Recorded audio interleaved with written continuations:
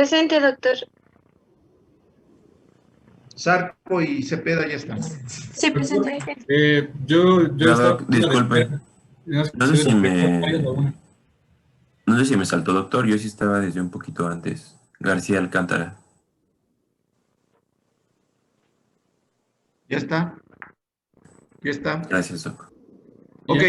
También, doctor, es que yo estaba también en sala de espera. No sé si... ¿Quién? Arias Laguna.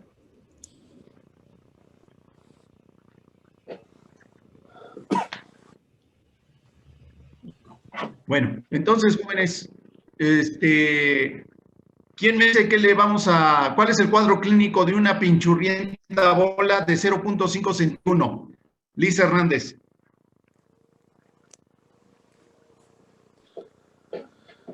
Pues va a ser, ¿Me escuchas? puede haber melena, doctor. Sí. También dolor abdominal, y este va a ser difuso, puede presentarse en los 4 cuadrantes. Mm,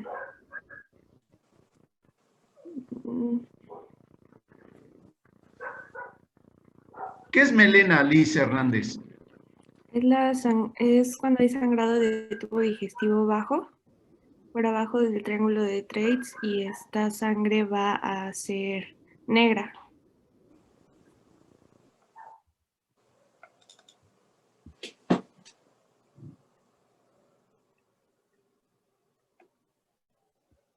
¿Sí? ¿Me escucha? Doctor, me preguntaba mi compañero Tapia si lo puede aceptar, que ya estaba aquí dentro, pero tuvo problemas con su internet y lo sacó. Por favor.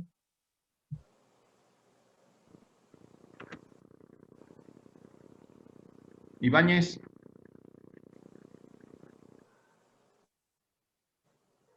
No te veo. Prende tu cámara. Ándale. A ver, Liz. Entonces, melena es sangrado de tubo digestivo bajo. Ah, no, de tubo digestivo alto, perdón, doctor. No, pues entonces es un síntoma o signo de, Sí. de una bola de intestino delgado. Uh-huh. Entonces, Pues ¿qué va a es haber melena? ¿Qué es melena?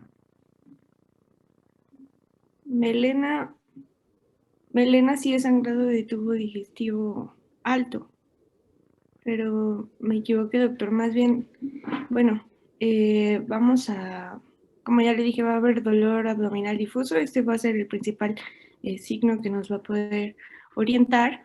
Y también puede haber sangrado de tubo digestivo bajo, pero aquí el doctor ya sea que puede referirlo, y si lo refiere, pues entonces ya no le tenemos que hacer la prueba de guayaco, y si no lo refiere, si sospechamos de una bola, pues entonces sí le pedimos la prueba de guayaco junto con el examen general de orina, también una BH que puede estar alterada, ya que el paciente, pues si tiene sangrado, puede tener signos de anemia. Vamos a encontrar pues el hematocrito bajo, la hemoglobina baja. También tenemos que pedirle una radiografía de abdomen en 2 posiciones. Esta va a ser de pie y en decúbito. Y bueno, en el examen general de orina, si el paciente tiene, bueno, podemos encontrar el ácido hidroxiindoicoico, ácido 5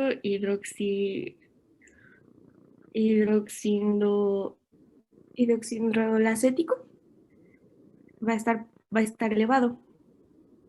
¿Y eso para qué es? Pues bueno, es que en el caso de los tumores carcinoides va a haber una elevación de, bueno, leí que las concentraciones séricas van a estar normales, pero en el caso en la orina va a estar elevado. Entonces, pues así podríamos sospechar de un síndrome carcinoide. ¿Qué es hematoquexia?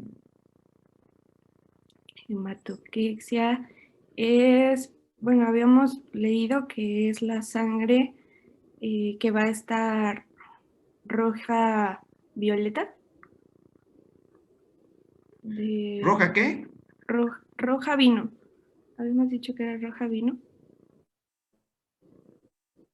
¿No? ¿Mande? ¿Quién dijo eso? Doctor, no se le entendió nada. ¿Qué es hematoquexia?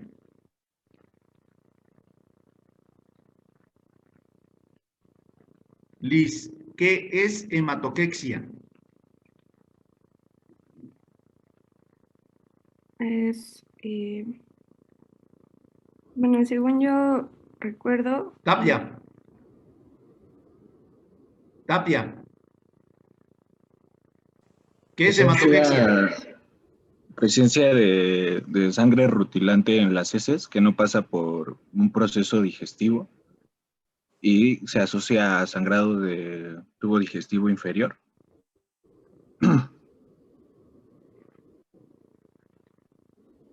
¿Me estás preguntando?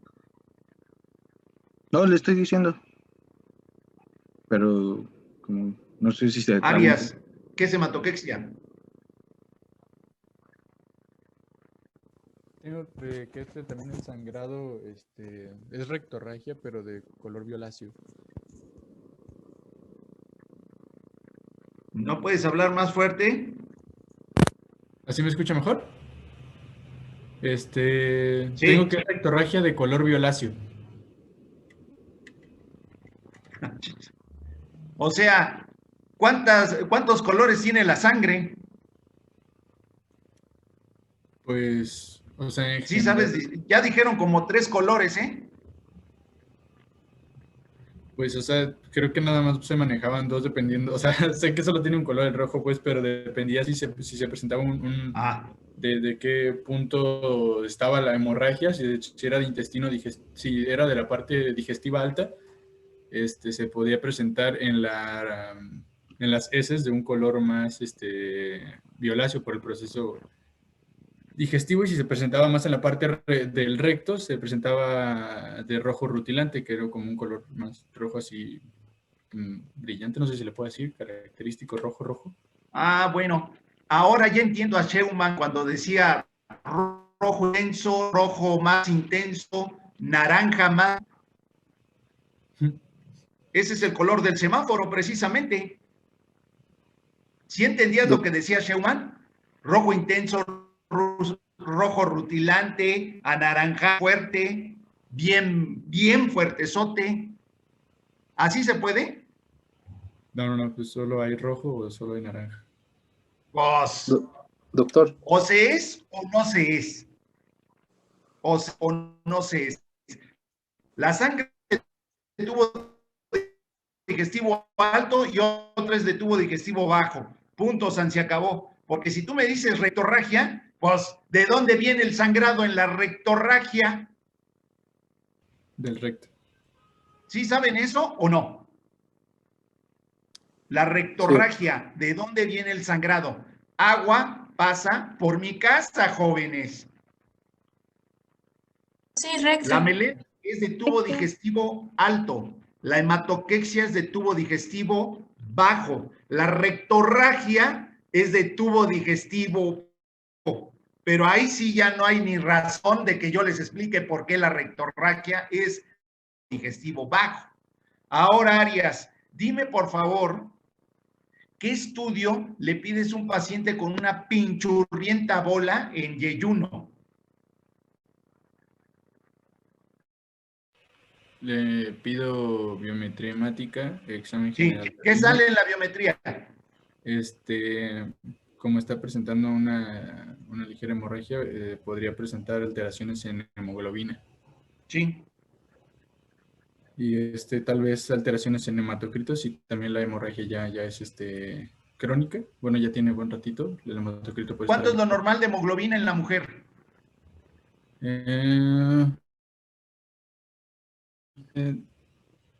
12 a 15, si no me recuerdo. No, pues si me preguntas, yo no sé.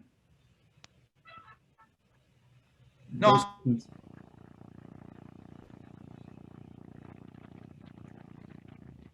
¿Sí sabes o no? No recuerdo, doctor. Hematocrito, ¿cuánto es el valor normal? De ese es de 30, si no mal recuerdo, en el de... No me digas si no mal recuerdo, porque si mal recuerdas en el examen te voy a reprobar, ¿eh? Sí. ¿O todavía no están en edad de saberlo? Si no mal recuerdo, doctor, bueno, el hematocrito en mujeres era mayor a 37 y en hombres era mayor a 40. Es mayor a 40. Oye, ¿todavía no están en edad de conocerlo eso de los valores normales de química, hemoglobina y todo ese rollo? ¿O sí ya? Sí, doctor. Sí, ya. Bueno. Entonces Ya, yo doctor. pensé que todavía no. Bueno, entonces, Arias, quiero que me digas qué otro estudio en general de orina. Tu compañera decía que le pedía también serotonina en orina. ¿Sí es cierto? ¿Y qué vas a diagnosticar con eso? Serotonina. Arias. Sí. Pues, bueno, solo recuerdo que Bueno, no, yo no recuerdo la serotonina en orina, doctor, en nego, que funcionara para el diagnóstico en esta parte. Entonces, ¿nos está engañando Liz? Yo no recuerdo que funcionara para el diagnóstico. No lo sé. Entonces, García, ¿para qué pide serotonina en orina? ¿Qué diagnosticas con eso?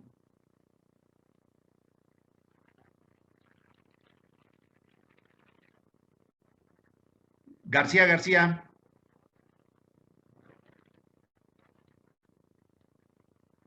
¿Sí me escuchas?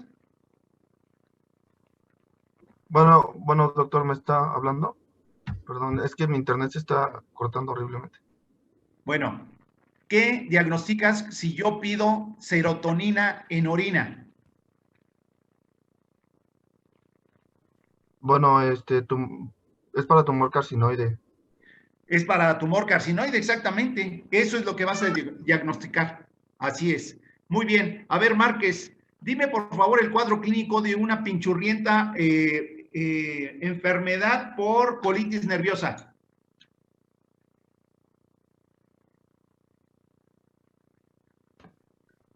Esta puede ser que tenga diarrea y dolor abdominal.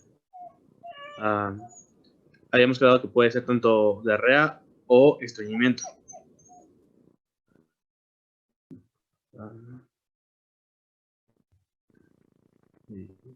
Oye, hay síndrome.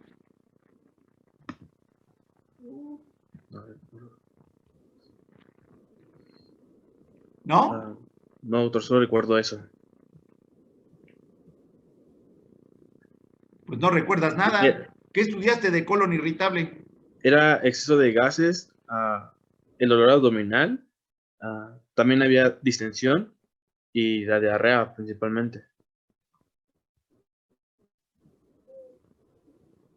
Niño de diarrea, ¿qué le vas a dar de medicamento? Puede ser loperamida, por ejemplo. ¿Cuánto le das? Es de 2 a 4 miligramos. ¿Mande? De 2 a 4 miligramos. Ajá. ¿Qué, cada cuándo? ¿Diario?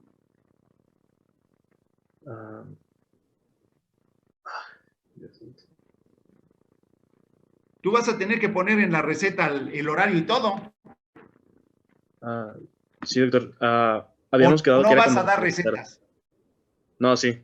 Claro. ¿Mande? Sí, le voy a dar. Pues entonces, dame la receta.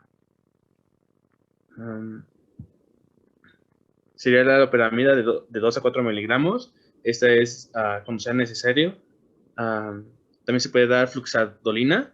No. Esta va a ser de 75 a... Loperamida. Dime cómo lo pones en la receta. O que lo investigue el paciente.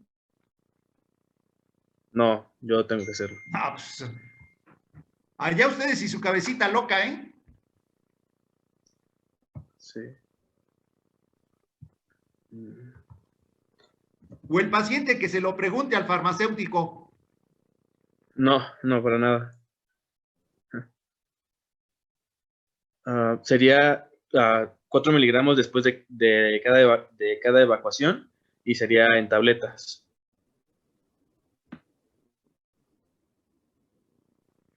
O sea, que se evacúa todo el tiempo debe de tomar loperamida.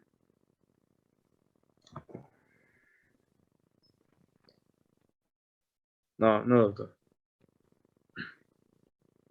¿Ya llevaste fármaco? Sí, ¿Y la pasaste o todavía la debes? no, sí la pasé.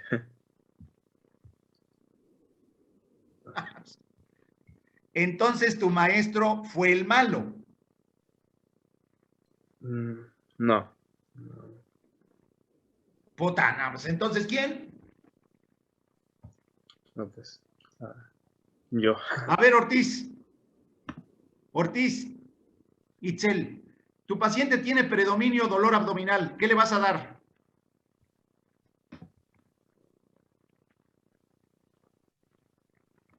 Ortiz,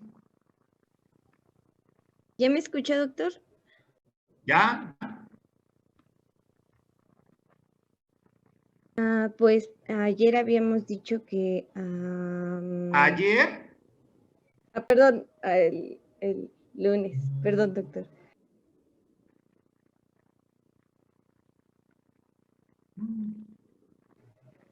Para el dolor era... recuerdo que era tratamiento opioide, pero no recuerdo la verdad, doctor, el nombre del Oye, medicamento. Ortiz, ¿y entonces así le vas a decir a tu paciente? No, doctor. Entonces, ¿cómo le vas a decir? ¿Cómo te la zafas? ¿O no vas a dar consulta médica? Sí, espero darle en algún momento, doctor. Pero si no sabes cómo vas a dar consulta,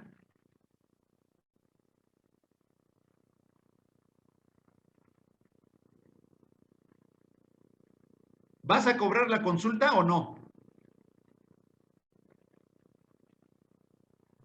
Pues primero tengo que sabérmelo para poder cobrarla después.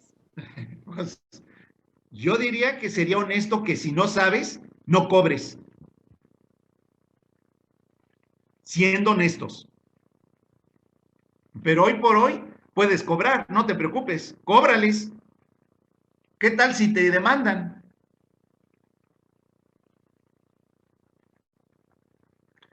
A ver, Sarco, tu paciente tiene predominio estreñimiento, ¿qué le vas a dar? Le voy a pedir que cambie la dieta, doctor, que ingiera más fibra, que ingiera más agua al día y también que disminuya el consumo, bueno, más bien que aumente el consumo de FODMAPs. ¿Qué le vas a dar de medicamento, Sarco? De medicamento, ay, permítame tantito. Ahorita vuelvo contigo, Sarco, ahorita vuelvo contigo. Gracias. A ver, por favor, Maximiliano, dime por favor la misma respuesta, la misma pregunta. No te escucho, Maximiliano. ¿La pregunta? Ya. La misma pregunta. Tiene predominio de estreñimiento, ¿qué le vas a dar?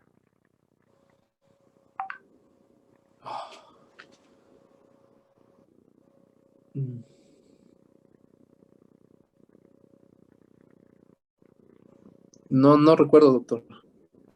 ¿No estudiaste, Maximiliano? Sí, bueno, sí estudié.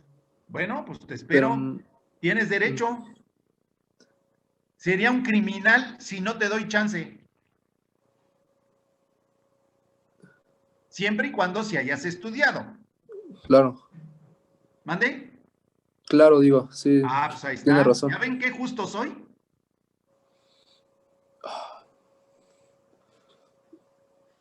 Es que yo no los quiero reprobar sin justificación. Lo mío siempre está justificado. No recuerdo, doctor. ¿No estudiaste, Maximiliano? Sí, sí estudié, pero la verdad no. Te estoy dando tu tiempo, Maximiliano, pues no es justo. Después de que tú estudiaste mucho, pues imagínate que no te dé chance. ¿No te da coraje eso?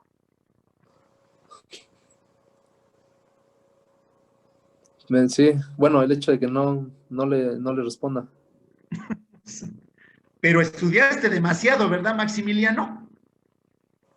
Sí estudié, pero no lo suficiente como para Te responder. hartaste. ¿Perdón? Te hartaste. No, doctor. No, pues. Ay, Maximiliano, ustedes creen que están frente a un bebechito, ¿verdad? No, doctor. Bueno, conste, jóvenes, esto para mí es una parodia, porque realmente en vivo y a todo color me estaría dando cuenta que no están estudiando, jóvenes. Y eso sí me preocupa, porque al último, luego ustedes salen con que todos reprueban. Ya estarán, nada más, me imagino que ya se están dando cuenta por qué. No porque sea yo un ogro, sino simplemente que no saben y no los puedo pasar. Sería muy criminal de mi parte pasar a gente que no sabe ni siquiera qué dar para un chorrillo pinchurriento. No puedo pasar a una gente así que no sabe ni siquiera tratar un pinchurriento flato atorado. Porque es una pinchurrientada. Un flato atorado, pues yo lo mandaría al baño y le diría, sáquelo. Pero si ni eso saben, están gruesos. Ahora, a ver, Estela, te voy a hacer una pregunta. Sí, Estela, dime de qué trata los criterios de Roma 4. Sí. Venga de ahí, Estela. Ok, habla de dolor abdominal. Dolor abdominal no más de 3 meses, no más de 3 meses y tiene que estar asociado a la frecuencia de las evacuaciones, al aspecto de las evacuaciones y a un tercero, que no me acuerdo. Frecuencia. Al aspecto y a la frecuencia y a las deposiciones, en otras palabras. Y es dolor abdominal en la semana, en los últimos 3 meses. ¿Sí? Bueno, y luego los subtipos vienen los subtipos, que tiene que ver con los criterios de Bristol. Ok. Sí, los criterios de Bristol, la verdad, sí no los estudié. Pensé que era la escala nada más.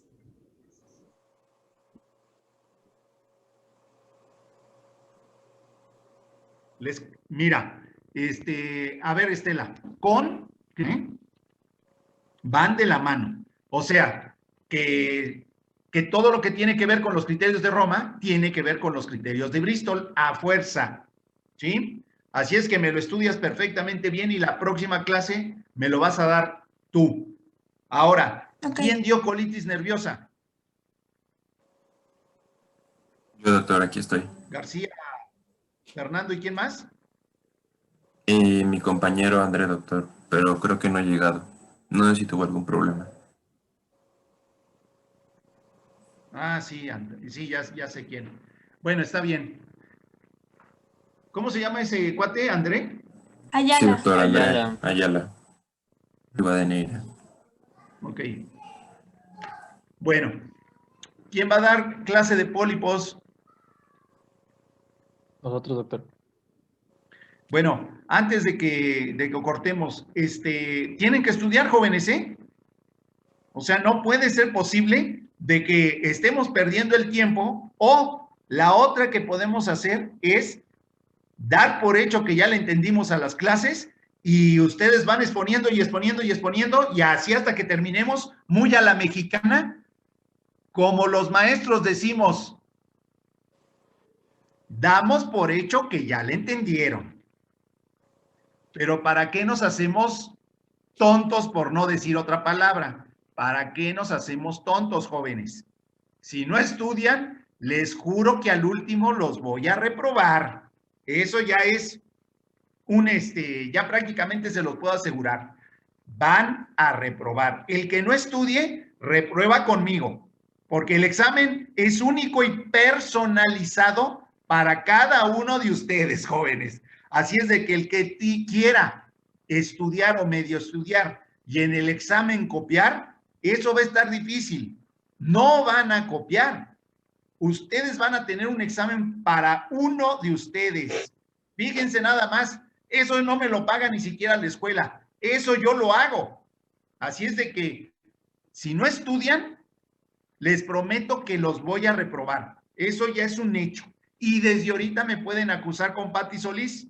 Y de paso le dicen que me sigue valiendo, ¿eh? Porque ella siempre me dice, ay, doctor, que no los repruebe. No, ¿cómo no? Sí los voy a reprobar. Sí, Pati Solís, porque estamos formando médicos, no veterinarios, no burócratas, ¿sí? Entonces, ustedes, ¿alguno de ustedes tiene mascota? Sí. ¿No? Sí, doctor. Ah, bueno, ¿me perdonarían que yo mate a su mascota? No. ¿No? No. No. Y estamos hablando de un gato, estamos hablando de un perro. ¿Sí me la perdonan o no? No. No, ¿verdad? Bueno, imagínense si yo les pregunto si me perdonan que yo mate a su mamá o a su papá. ¿Sí me la perdonan? No. Ni modo, jóvenes, ustedes mismos me están diciendo, ¿verdad que sí tengo razón en reprobarlos? Sí, doctor. Bueno, jóvenes, empecemos con la clase, ¿qué les parece? Y al que va a empezar a dar la clase, le advierto que lo voy a interrumpir. Sí, doctor. ¿Sí? ¿Me podría permitir compartir pantalla? Por favor. ¿Ya estás? ¿Ya?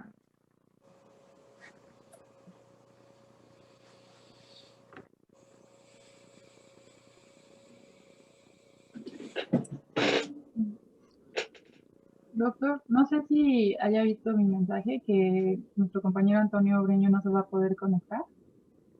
Sí. Ok, gracias. Empecemos.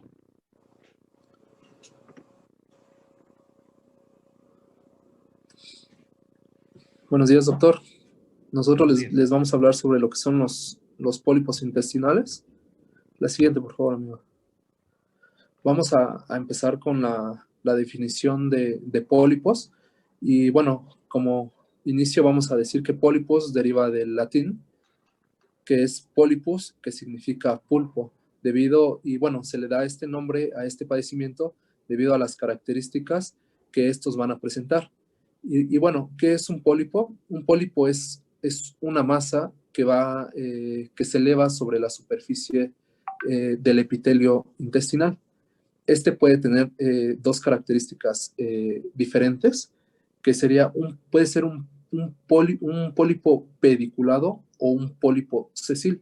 El pólipo pediculado está formado, digamos que es un tumor, el cual tiene una cabeza y está unido a lo que es el epitelio intestinal por medio de un pedículo. La diferencia con el pedículo sesil es que está implantado en lo que es la mucosa o más bien está unido a lo que es la mucosa intestinal. Y en la imagen está la imagen de cada uno de ellos. Y la siguiente, por favor. Vamos a ver que este tipo de padecimiento es importante debido al potencial oncogénico que pueden tener estos.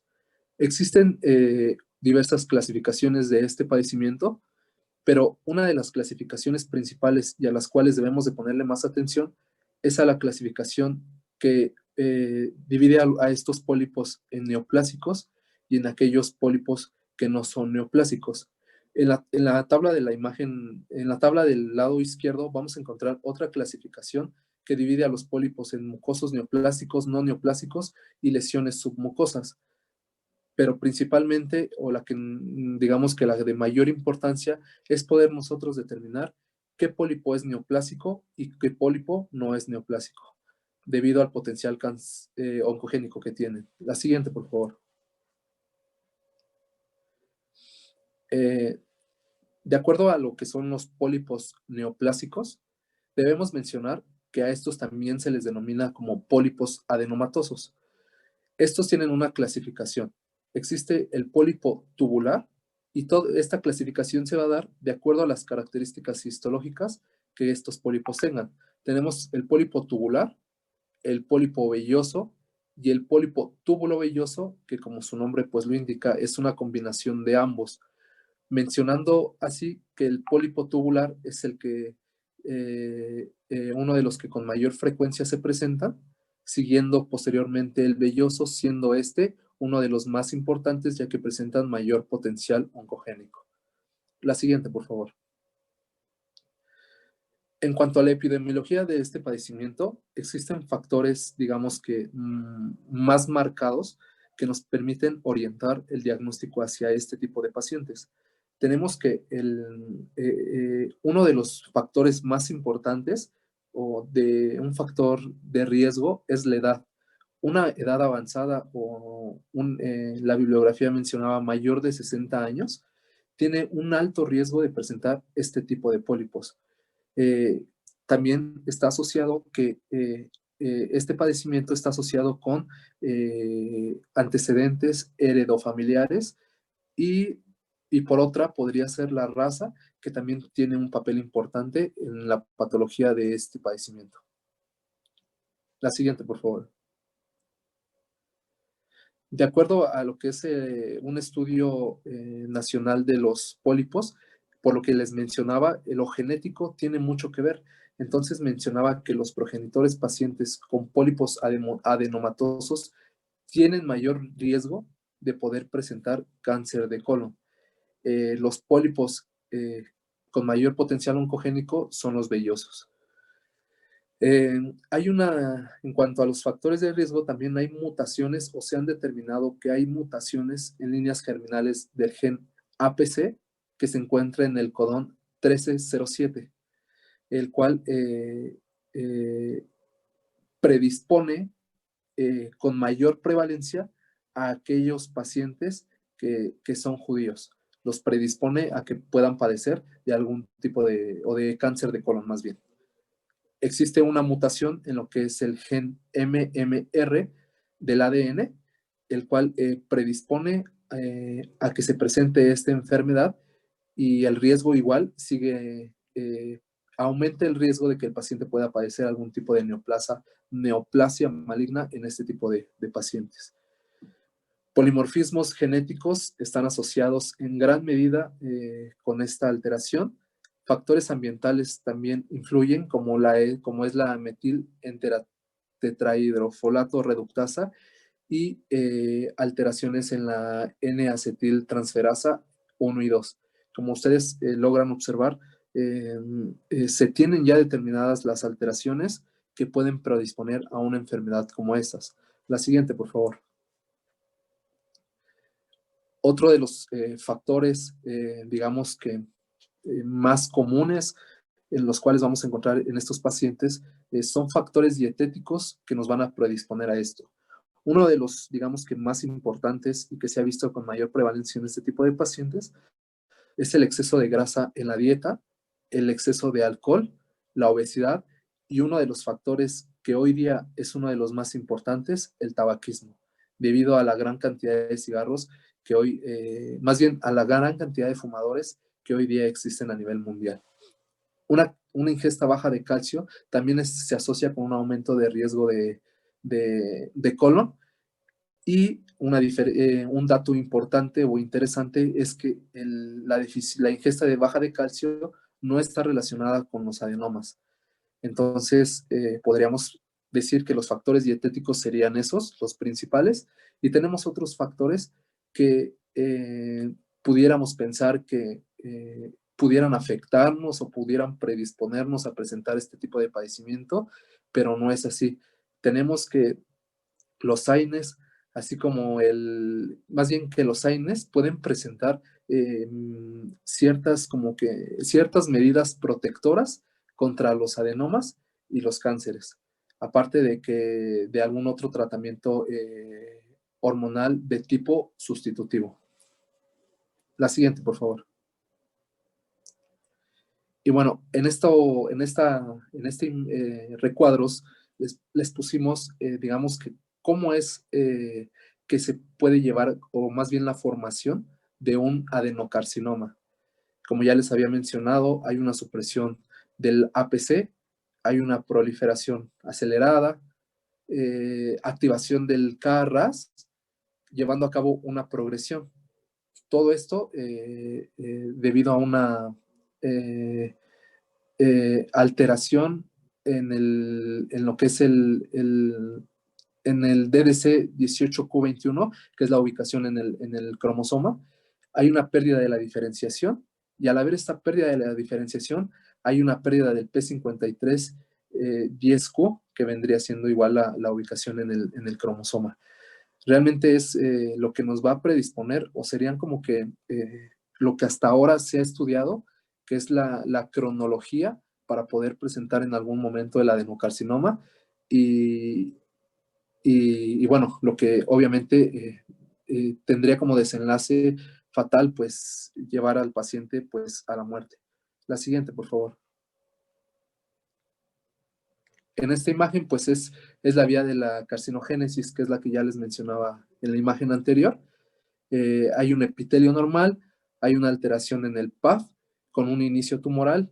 En el momento, pues, más bien el inicio tumoral va a ser a partir de lo que sería un adenoma, y debido a las alteraciones genéticas que ya les mencionaba, se llega a una progresión tumoral y por último al carcinoma, que era la misma y casi la misma imagen anterior. La siguiente, por favor. Vamos a hablar un poquito más de lo que serían los pólipos neoplásicos. Como ya les mencionaba en un principio, es el tipo de adenomas más frecuentes, y los cuales, digamos que tienen un riesgo menor o una menor prevalencia de que se presenten lo que sería una neoplasia. Este tipo de adenomas tubulares se caracterizan porque tienen una red compleja de glándulas secretoras, de glándulas adenomatosas ramificadas. Y como vemos, pues los túbulos van a estar dirigidos a lo que sería la porción superior del pólipo, y en esta imagen pues les muestra un corte histológico, y al lado derecho pues una imagen de la ubicación aproximada de dónde estaría un adenoma tubular. Y bueno, como ya les mencionaba, tiene menor riesgo o menor potencial oncogénico. La siguiente, por favor.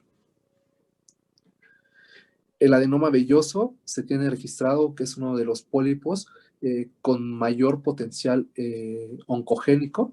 Este se va a extender hacia abajo desde la superficie hasta el centro del pólipo, creando de esta manera pues las proyecciones que le hacen alusión a lo que es el adenoma velloso. Estas van a ser largas, y digamos que las proyecciones, la característica podría ser es que para poder determinar que es un velloso es que las proyecciones son largas. La siguiente, por favor.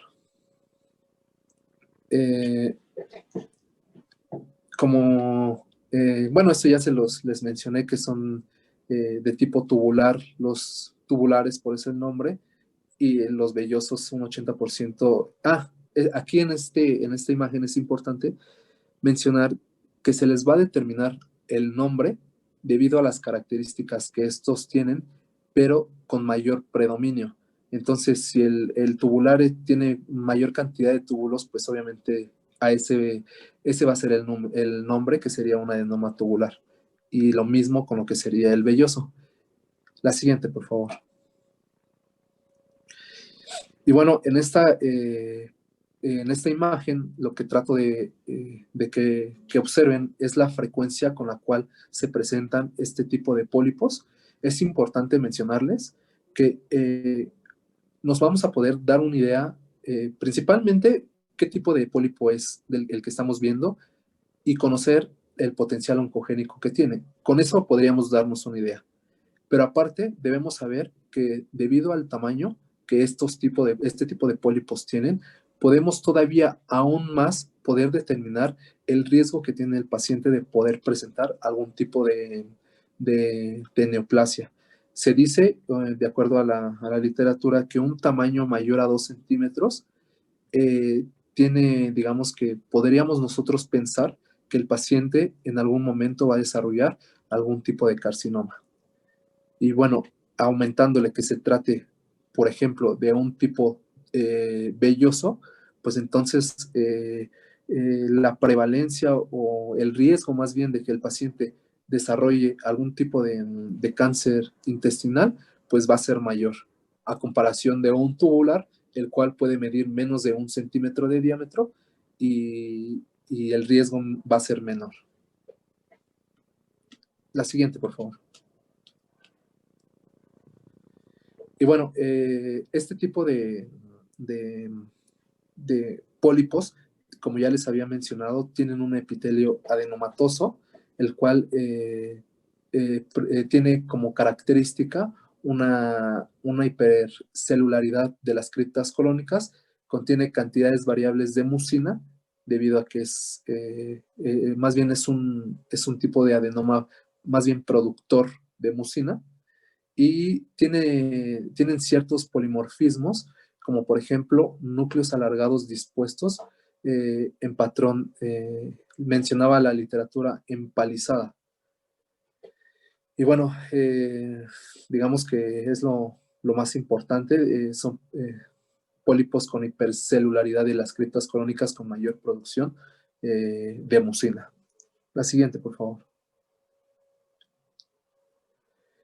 Y bueno, en esta imagen, nada más les trato de mostrar las características de lo que sería un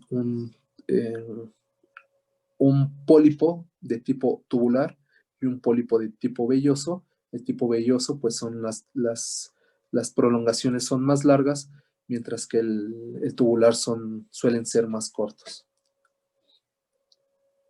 La siguiente, por favor. Y bueno, de acuerdo a las características a las características histológicas que este tipo de pólipos presentan, se pueden clasificar en leves, en moderadas y en graves. De acuerdo a lo que ya les había mencionado, todo tiene que ver con ciertos, quizá, el polimorfismo celular, ciertas alteraciones que los pacientes van a presentar. Un ejemplo de ello es que, por ejemplo, en un paciente con una arquitectura, digamos que leve, que es por lo regular lo que presentan la mayoría de los pacientes, van a presentar lo que ligeramente los núcleos van a estar aumentados de tamaño y alargados, van a presentar un tamaño uniforme y van a presentar glándulas en ramificación y en gemación. Otro ejemplo sería, por ejemplo, los pólipos moderados en cuanto a la histología serían núcleos que se hacen estratificados y pleomórficos, núcleos prominentes, pérdida adicional de la mucina y aumento del apiñamiento glandular, que era una imagen de las imágenes anteriores. Vemos como son más o menos el tubular, es como de tipo glandular, lo cual hace que se vean también como si estuvieran una encima de otra, que sería una de las características que podríamos encontrar en un tipo moderado. Y en un tipo grave, los pleomorfismos o el pleomorfismo ya es, digamos que, o más bien las características o la arquitectura histológica de este tipo de padecimiento, pues ya va a estar más alterada. Los nucleolos van a estar numerosos y prominentes, y hay proliferación celular adicional en el interior de la cripta. Es decir, ¿qué vamos a ver en este tipo de cortes histológicos? La presencia de mitosis, lo que nos podría hacer pensar en una arquitectura ya alterada de tipo grave, la cual cursa en un porcentaje de 5 a 10% de los pacientes que presentan pólipos intestinales. La siguiente, por favor. Y bueno, ¿cuál sería una de las, a dónde más bien nos va a llevar una alteración la cual pudiésemos pensar que se trata de una alteración grave?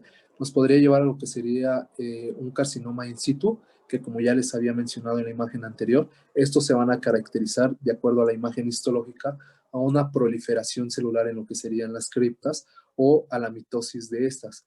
En este tipo de padecimiento, las criptas pierden la polaridad, hay alteración en lo que sería la membrana basal, hay una proliferación celular adicional en el interior de la cripta y se crean un dato importante del cual hacía énfasis uno de los artículos, es que mencionan que si nosotros llegásemos a observar glándulas en el interior de una glándula, es un indicativo casi confirmatorio de lo que si se tratara de lo que sería un carcinoma in situ. Y en la imagen les muestro la proliferación celular que puede haber y realmente no se alcanza a ver las mitosis que en este corte se encontraron, pero bueno, vemos que más bien sí hay cierta cantidad de proliferación celular de acuerdo a la coloración que alcanzamos a distinguir en puntos, digamos, morados, por así decirlo. La siguiente, por favor. Es un poquito, digamos que, repetitivo esta imagen, pero no está de más, obviamente, en el cual nos muestra las características o una tabla en la cual logramos ver la prevalencia de este tipo de padecimiento en cuanto al tamaño del adenoma, el tipo histológico y el grado de displasia que estos pólipos presentan. De acuerdo a esto, pues vamos a poder determinar, y como ya les había mencionado, que si nosotros logramos distinguir un tamaño de 2 centímetros y un tipo de pólipo de tipo velloso, pues podríamos identificar o conocer más que nada el riesgo del paciente que tiene algún desenlace, digamos que fatal. Pero esto es lo que ya les mencionaba anteriormente. La siguiente, por favor. Y bueno, esto es importante también porque menciona que existen ciertas ubicaciones en cuanto a la distribución anatómica de estos pólipos. Menciona que el colon transverso, así como el colon descendente, eran, digamos que se presentaban con frecuencia, pero se encontraban como que en la media de la presentación o la distribución anatómica, siendo en primer lugar o llevándose en primer lugar en cuanto a porcentaje de prevalencia el colon sigmoides con un 43% en todos aquellos pacientes que presentaban en el momento, digamos que del estudio, pólipos intestinales. Entonces, podemos concluir que la presentación principal sería sigmoides, seguida de colon descendente y colon transverso. La siguiente, por favor. Oye. Mande, doctor. Con eso podemos decir que qué grande es el creador, ¿no?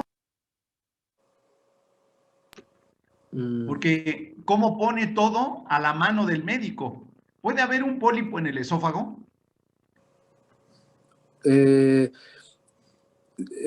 Sí puede haber pólipos, doctor. ¿Sí? Mencionaba ¿En la faringe?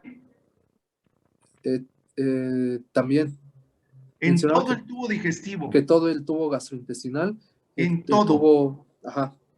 Sí, entonces, por eso te digo que todo va a estar a la mano del dedo explorador. Por eso yo les decía, ¿a quién de ustedes le gustaba hacer tacto rectal? El que no le guste hacer tacto rectal definitivamente está perdido completamente. Y obviamente, si del que estamos hablando es un gastroenterólogo o un cirujano, no se puede perdonar de que no le haga tacto rectal a sus pacientes. O sea, está sospechando en una bola, ya no digamos pólipo, ya no digamos cáncer, ya lo que tú quieras, una impactación fecal, y no le haces tacto rectal, estás completamente perdido. Yo sé que muchos de ustedes el día de mañana van a ser afamados neurólogos, neurocirujanos, psiquiatras, etcétera, etcétera, etcétera. Obviamente yo no tengo la culpa tampoco, pero aunque sean afamados neurólogos, neurocirujanos, lo que ustedes quieran, autor de varios libros, revistas y académicos y estén en la academia de lo que ustedes quieran, si no saben hacer tacto rectal, todos sus papeles y todas sus palancas es pura mentira. Porque ¿cómo voy a saber si tú realmente por darte asquito no haces tacto rectal? ¿Quién de ustedes se creen que no sean capaces de hacer un tacto rectal? Si lo hacían antiguamente los grandes clínicos, que sí existieron en México los grandes clínicos, pues obviamente tú, ¿por qué no? Y más a esta edad de ustedes que están en kinder de medicina, ¿por qué no hacer tactos rectales? Es más, vayan ustedes practicando. Los que tienen mascota, vayan haciendo la práctica en su gatito o en su perro, para que más o menos se vayan dando cuenta de lo que es un esfínter, ¿sí? No es lo mismo, obviamente. Para cuando ya estén con un paciente de verdad, empiecen a hacer tactos rectales y, obviamente, también tactos vaginales, ¿sí? Porque ¿quién de ustedes ha hecho tactos vaginales? Digo, en el sentido estricto académico, pues. ¿Ninguno? Bueno, No, jóvenes, bueno, es tiempo. ¿Mande? ¿Tú no, también? doctor. Le decía que yo, bueno, yo nunca he realizado uno. ¿Tacto vaginal tampoco? No, no, doctor. Bueno, pues entonces, jóvenes, ya empiecen a hacerlo. No esperen a su rotación de gineco, porque obviamente no es lo mismo cuando estén haciendo sus maniobras de parto, ¿no? De un parto natural, vamos a ponerle así, ¿sí? No esperen. Entonces, yo ya no les voy a decir a los caballeros dónde van a practicar. Eso ya también ya es de cada quien y no me pagan para eso, ¿sí? Entonces, ustedes, hombres, pues ya saben, practiquen sus tactos vaginales para que vayan viendo y sintiendo lo que es normal, ¿sí? No les voy a decir, a ver, palpa y vas a ver lo que es una hipertrofia prostática, ¿sí? Que es muy importante. O palpa para que veas lo que se siente, lo que es una tumoración en colon sigmoides, ¿sí? Cada quien ya sabe de qué tamaño es su dedo explorador, ¿sí? Si no, váyanlo midiendo, jóvenes, para que ustedes sepan a cuántos centímetros debe de estar la tumoración para que ustedes den con el diagnóstico. Obviamente no todo va a estar al alcance de nuestro dedo explorador, ¿eh? Ahora, ¿tú eres el único ponente, Max? No, doctor. Ah, bueno. Entonces, no, ¿para qué me pasan todas las láminas? Eso, deténganse. Muy bien. Entonces, ¿qué es un pólipo? Es una bola que se encuentra por dentro del intestino. De tal suerte que si ustedes recuerdan su plática de neoplasias benignas y malignas, ¿podías encajarlo en esta plática de pólipos?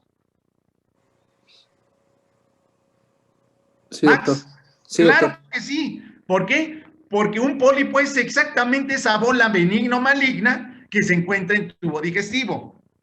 Y ojalá que el creador te lo ponga al alcance del dedo explorador del médico. Tú ya pusiste la frecuencia, que es más frecuencia que se presenten en colon sigmoides, pues que a todo dar, ¿no? Yo creo que con una rectosigmoidoscopia, en el sentido estricto, ya tenemos el diagnóstico.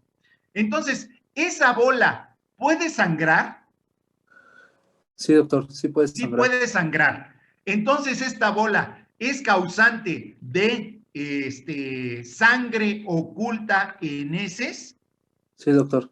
Bueno, vayan haciendo un listado de todas las patologías que van a tener sangrado oculto en heces. ¿A qué edad se va a presentar un pólipo, mi gran Max? Mencionaba que hay una prevalencia mayor en los pacientes mayores de 60 años.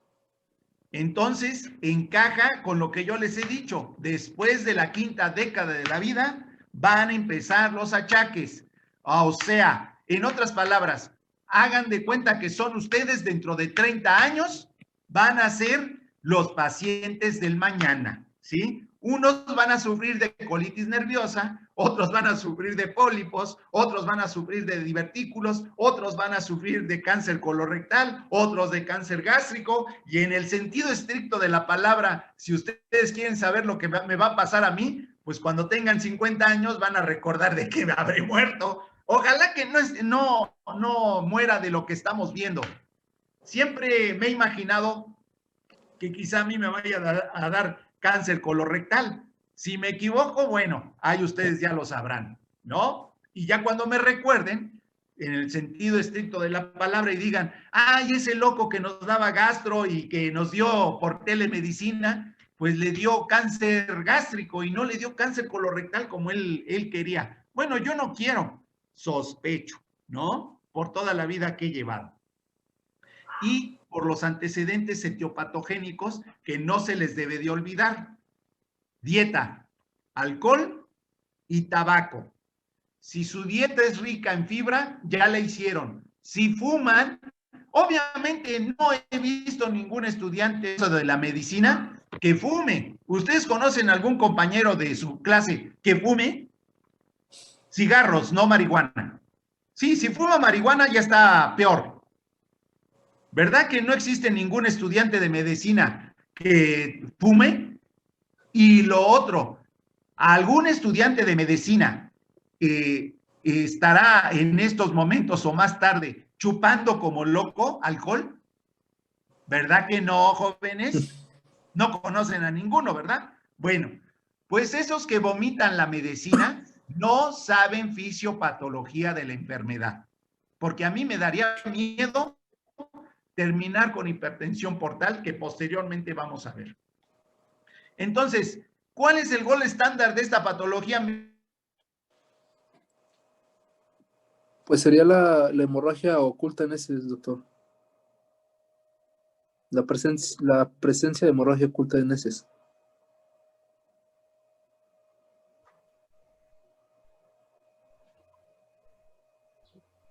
Doctor, yo no lo escucho.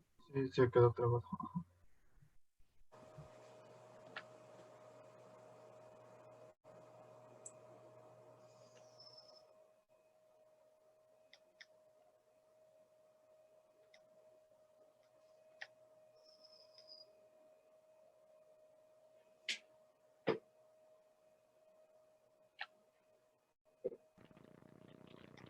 ¿Ya me escuchan?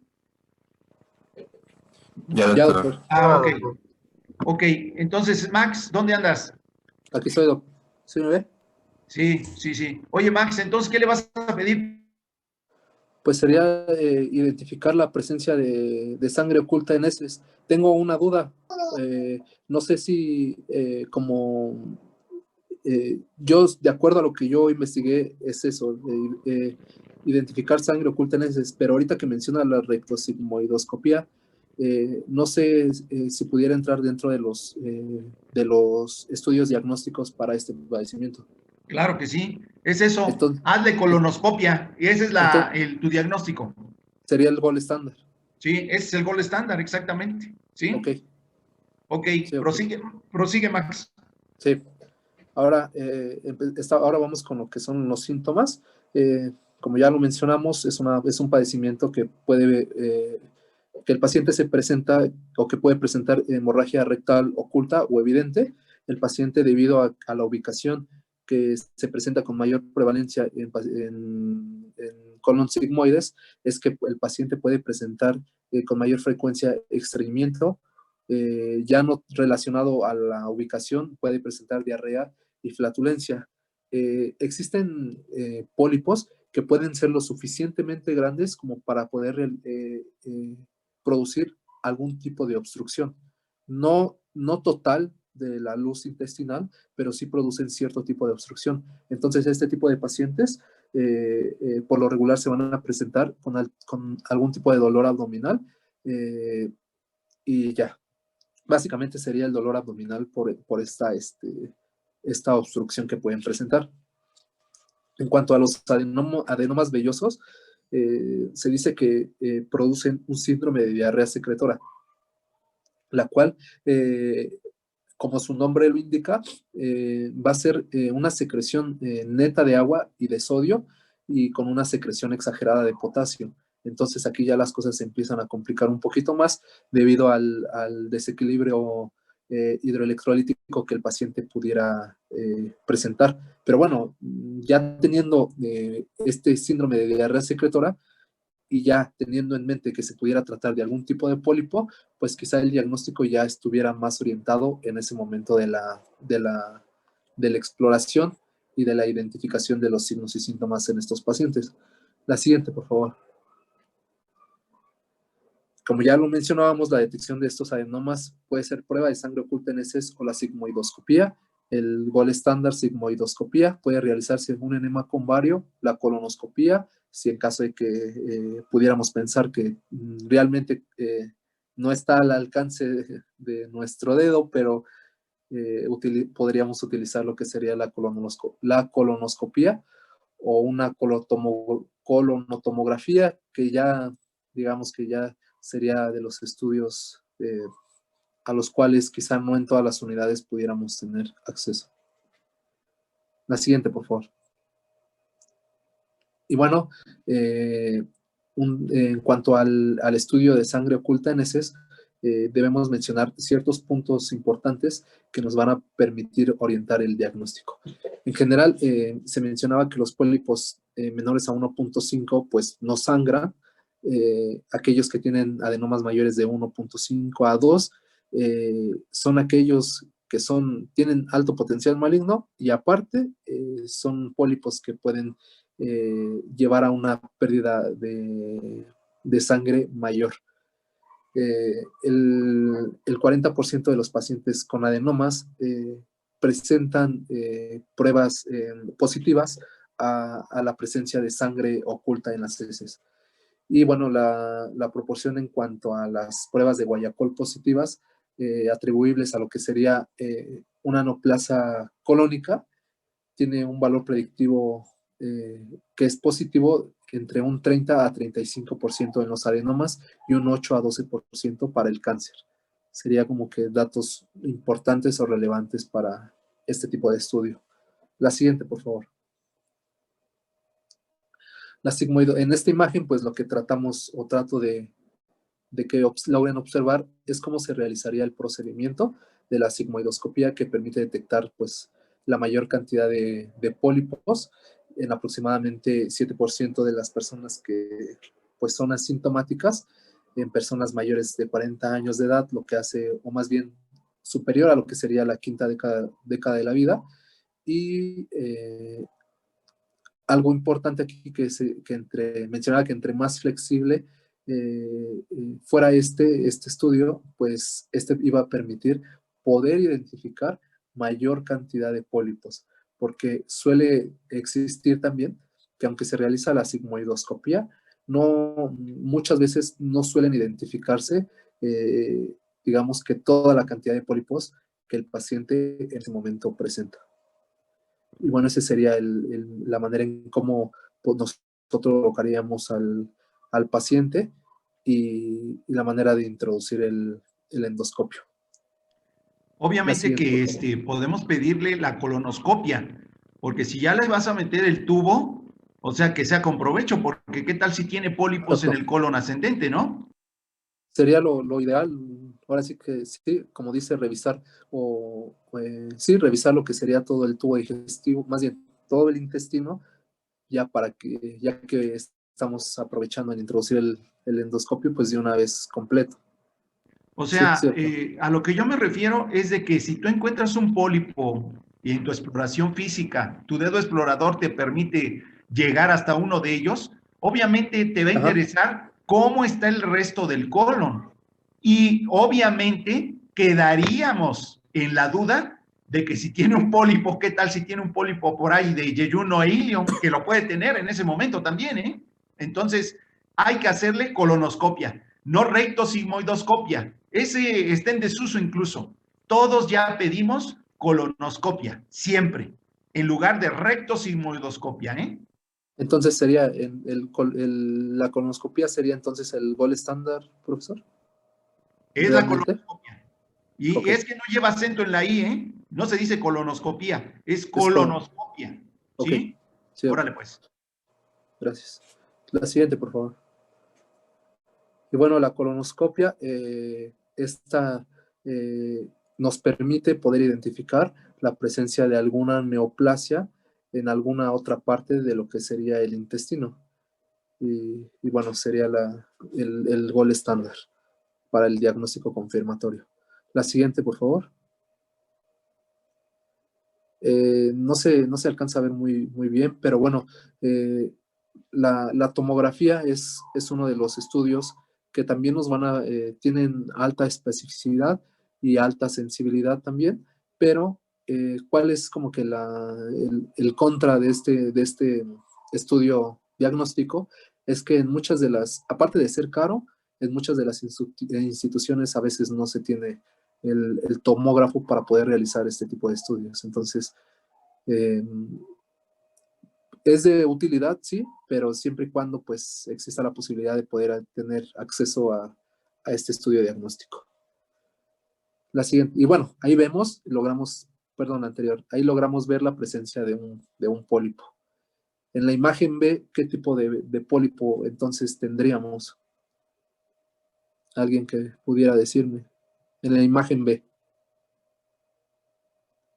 de acuerdo a la clasificación que les di en un inicio. Cecil. Así, Cecil, exactamente, porque está unido a lo que sería la mucosa intestinal. Gracias, Andrea. La siguiente, por favor.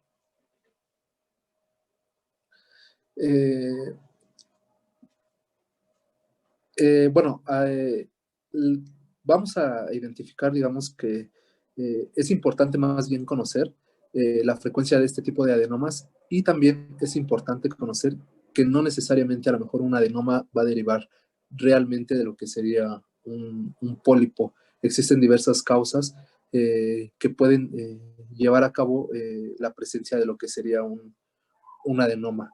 ¿Cuándo se dice que tenemos adenomas múltiples? Cuando existen más de dos o más adenomas en el intestino.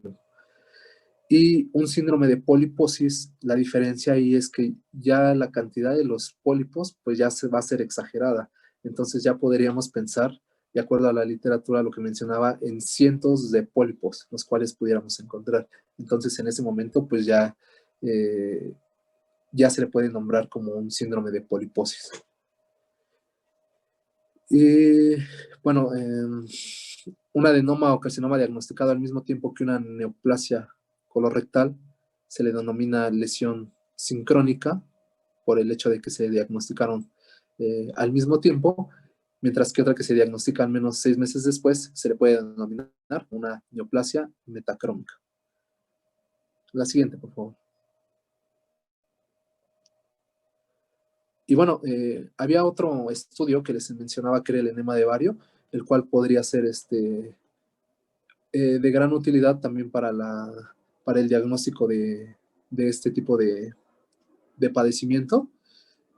Y bueno, en el momento en que nosotros encontremos, si se llegase a tratar de un pólipo sigmoidos que identifiquemos por medio de la sigmoidoscopía, pues lo que se tendría que realizar en los pólipos más bien, es resecar y llevarlo a un estudio histopatológico para poder determinar la clasificación más importante, si se trata de algo neoplásico o de algo no neoplásico.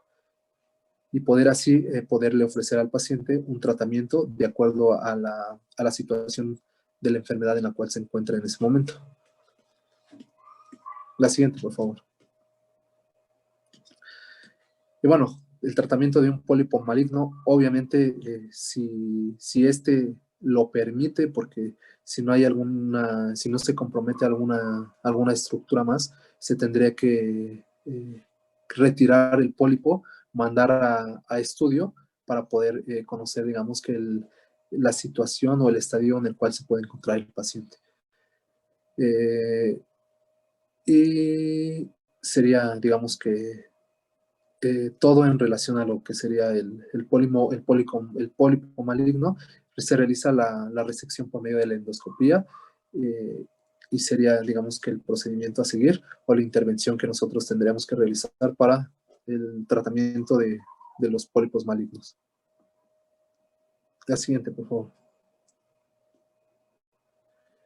Y bueno, aquí es importante identificar los factores de riesgo del paciente, las características que presentan los pólipos y si el paciente llegase a tener alguna característica desfavorable. En cuanto al factor de riesgo, tenemos un grado que el pólipo tiene un grado de diferenciación de acuerdo a las características, ya sea bueno o moderado, o con unas características desfavorables, que sería un grado de diferenciación escaso. Y bueno, por otra parte, algunos pólipos malignos tienen un foco pequeño de carcinoma mal diferenciado. Hay que identificar estos puntos que son importantes. La identificación de invasión vascular va a ser importante, pues si vemos que hay una invasión ya vascular, entonces el pronóstico del paciente empieza a ser desfavorable. Y en el punto 3 menciona que aunque en la microscopía se puede encontrar que el molde de la polipectomía contenía células cancerosas, pero si el endoscopista piensa que se ha conseguido una resección completa, puede ser necesaria la resección quirúrgica porque el electrocauterio puede haber destruido de manera eficaz el tumor residual de la pared intestinal. Es por ello que cuando se realiza algún tipo de resección, se tienen márgenes los cuales se tienen que seguir, digamos, que al pie de la letra para que no se deje algo residual, lo cual pueda afectarle al paciente con el paso del tiempo. Y por último, en el punto 4, cuando se juzga la adecuación de la polipectomía endoscópica, es importante el aspecto de la invasión submucosa. Todo esto en relación a poder lograr identificar el pronóstico del paciente y poder así ayudarlo de alguna u otra manera en cuanto al tratamiento que mejor se adapte a su enfermedad. La siguiente, por favor. Y bueno, en esta imagen nada más lo único que traté de presentarles es las características del adenoma, lo que sería el adenoma pedicular y el adenoma sesil. Entonces realmente es la imagen que nada más quisiera que vieran cómo es que compromete a la mucosa. Si llegase a comprometer más allá, pues entonces ya se iría hacia las capas más, digamos, que inferiores, que sería la submucosa y la muscular propia, llegando a invadir hasta lo que sería la vasculatura intestinal. La siguiente, por favor. Y bueno, el tratamiento pues sería la polipectomía endoscópica. Como ya les había dicho, se extirpa el pólipo y enseguida se manda a estudio para determinar si pudiese tener algún riesgo de malignidad en algún momento. La siguiente, por favor.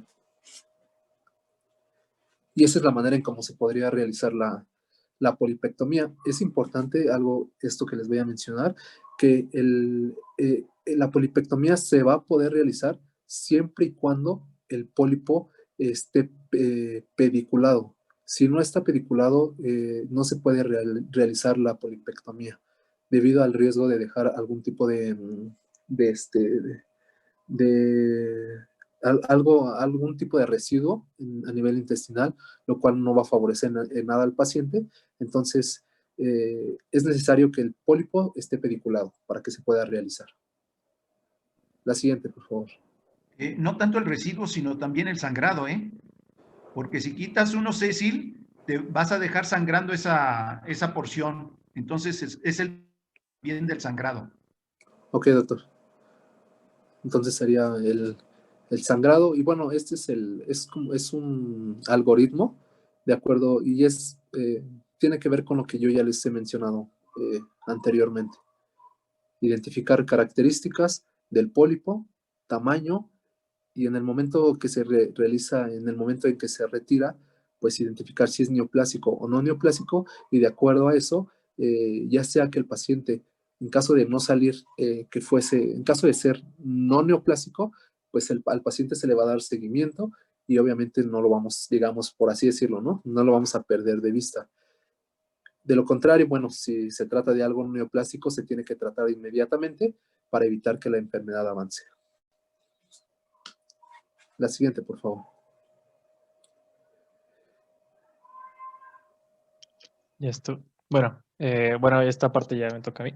Sería lo de los pólipos benignos, en los cuales van a ir incluidos lo que son el hiperplásico, juveniles, que va incluido en los jamartosos, el de Peutz-Jeghers, los pseudopólipos, como el inflamatorio, el prolapsado, la colitis cística profunda y superficial, y neumomatosis cistoide coli. Y también incluir lo que es el neurofibroma por la enfermedad de Borrick-Lehausen. Pero bueno, empezando con el primero que les mencioné, sería el pólipo hiperplásico, en el cual en el 90% de las situaciones, de las ocasiones, se va a presentar en lo que es el recto y sigmoides. Estos tienen una presentación que son múltiples, presentan en más de 2, casi siempre, y estos son sésiles. Estos están adheridos a la mucosa, con una presentación en la edad de aproximadamente a los 50 años, en la quinta década de la edad. Hay una variante que es el hiperplásico adenomatoso mixto, que esto va a dar como una neoplasia en el 0.5 al 2 a 3%. Estos tienen un aspecto macroscópico, ya sea que tienen el mismo color de la mucosa intestinal o ya sea que sean más pálidos. El tamaño de estos es casi siempre de 2 a 5 milímetros, aunque pueden ser más grandes, pero nunca van a ser como mayores a 1 centímetro. La imagen de la derecha es una imagen histológica del pólipo hiperplásico, en el cual es de tipo microvesicular, en el cual se ve como, bueno, este tipo de pólipos tienen como una característica de ser como de aserramiento en la parte de lo como tal de la glándula. Entonces también van a presentar lo que son células inmaduras en lo que es la base, y van a presentar núcleos basales sin atipia citológicamente. Algunas de las características que va a presentar este tipo de pólipos hiperplásicos, endoscópicamente, estos van a tener un tamaño pequeño. Más frecuentemente van a presentarse en el colon distal. La forma, van a tener una forma sesil, como les acababa de decir hace un momento. El tamaño casi siempre es menor a los 5 milímetros. Las bases, las criptas no son irregulares, esas no presentan irregularidades en las bases de las criptas. Y presenta mutaciones en los genes BRAF y el KRAS, que estos son como tal, bueno, el BRAF es como para reproducción celular y el KRAS es para señalización celular, en la cual nos va a dar multiplicación y destrucción de las mismas células. Entonces, estos casi siempre están presentes, aunque también podrían estar no presentes.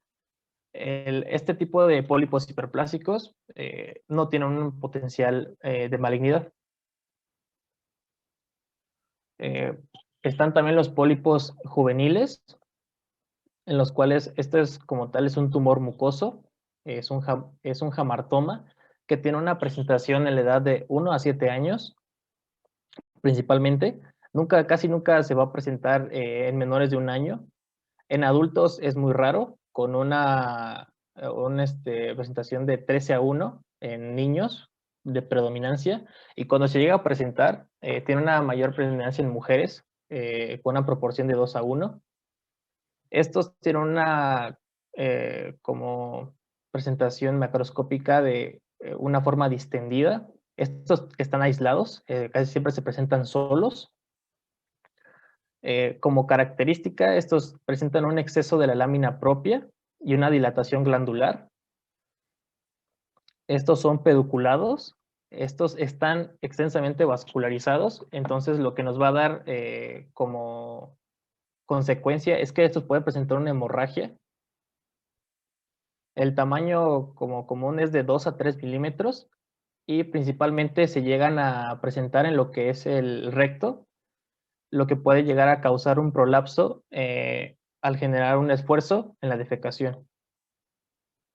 En la imagen de la izquierda, bueno, es una imagen en la cual es histológica, en la cual nos muestra como lo característico que serían las criptas desordenadas y quísticas que nos llega a presentar los pólipos juveniles, y estos que nos muestran que es un pólipo pediculado. Algunas de las características de estos mismos, macroscópicamente nos dicen que estos son redondeados, o ya sea de una forma ovalada, presentan un color rosa brillante. Su pedúnculo va a ser corto, no va a ser tan largo, va a ser muy corto, y presentan múltiples espacios quísticos. En las microscópicas sería que presentan un estroma con infiltrado inflamatorio, principalmente eosinofílico, y presentan unas glándulas dilatadas que los pólipos no van a abarcar lo que es la mucosa, y en el 60% de las ocasiones estos van a presentar cambios adenomatosos. Bueno, aquí les muestro una imagen histológica en la cual es un pólipo juvenil, nos muestra como lo característico de estos, que es el alargamiento de las criptas, en el cual se ve el alargamiento como tal. No sé si están viendo mi cursor, pero es el alargamiento como tal de las criptas. En la imagen de la derecha es un pólipo juvenil, en lo cual se ve aquí que está extensamente vascularizado. Este es en recto. Hicieron una rectosimodoscopia, en la cual aquí se ve el pólipo y su pedúnculo muy corto, que no se alcanza a ver, y acá hay otros dos. Pero está extensamente vascularizado, lo que nos va a presentar una hemorragia. Es como su complicación. Como les decía, en su cuadro clínico, estos pueden presentar una rectorragia que nos puede conllevar a lo que es una anemia. También los pacientes llegan a presentar lo que es el tenesmo rectal, la sensación de cuerpo extraño. Como les mencionaba, pueden estos llegar a prolapsarse. Los pacientes también van a llegar a presentar un dolor abdominal, principalmente en el cuadrante inferior izquierdo. Llegan a presentar una hipoproteinemia e hiponatremia y acropaquias. Entrando con lo que es el Peutz-Jeghers, esta nos habla de que esto es una lesión única, y algo característico que nos habla la bibliografía es de que esta es de epitelio glandular soportado por músculo liso. Entonces, el pólipo va a presentar va a estar como soportado por músculo liso. Como tal, el músculo liso se va a abrir en forma de abanico hacia la cabeza del pólipo. A diferencia de lo que les decía del pólipo juvenil, este va a presentar una lámina propia normal. Y lo que lo diferencia del síndrome es que en el síndrome se van a presentar múltiples pólipos más pecas periorales, a comparación de de la pura enfermedad, que es una lesión única, como les decía. Y bueno, en la imagen de la derecha, es una imagen de un pólipo de Peutz-Jeghers, en el cual se ve el epitelio glandular, que está soportado por una base de músculo liso. No se alcanza, es que el cursor es como tal esto. Este es el músculo liso que está soportando a lo que es el pólipo como tal. En cuanto al síndrome, más o menos, como les decía, estos llegan a ser múltiples y son jamartomatosos. Característicamente presentan una pigmentación melánica de la mucosa oral. También pueden presentarlo en lo que son labios, manos y en lo que son los pies. En el síndrome, la mutación principal va a ser en el gen LKB1. Estos, como llegan a ser múltiples, llega una tendencia a la obstrucción, y estos se llegan a presentar en yeyuno, ilion y duodeno. Así en el orden en el que van, principalmente en yeyuno, ilion y duodeno.